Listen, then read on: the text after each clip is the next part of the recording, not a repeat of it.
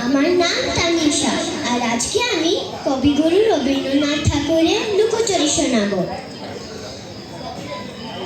আমি যদি দুষ্টুমি করে চাপার গাছে চাপা হয়ে ফুটি, ভোরের বেলা মা গো ডালের পরে কচি পাতা করি লুটোপুটি, তবে তুমি আমার কাছে হারো, তখন কি মা চিনতে আমায় পারো?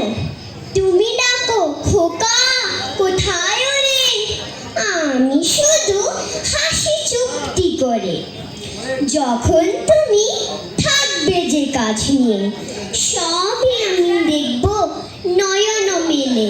স্নানটি করে চাপার তলা দিয়ে আসবে তুমি পিঠেতে চুল ফেলে, এখান দিয়ে পুজোর ঘরে যাবে, দূরে থেকে ফুলের গন্ধ পাবে। তখন তুমি বুঝতে পারবে না সে তোমার খোকার গায়ের গন্ধ আসে। দুপুর বেলা মহাভারত হাতে বসবে তুমি সবার খাওয়া হলে, গাছের ছায়া ঘরের জানালাতে পড়বে এসে তোমার পিঠে কোলে।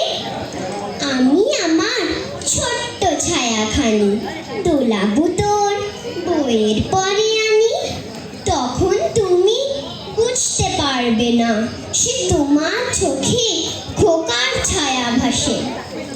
সন্ধেবেলায় প্রদীপ খানি জেলে যখন তুমি যাবে গোয়াল ঘরে, তখন আমি ফুলের খেলা খেলে টুপ করে মা পড়ব ভুঁয়ের ঝরে। আবার আমি তোমার খোকা হব, গল্প বলো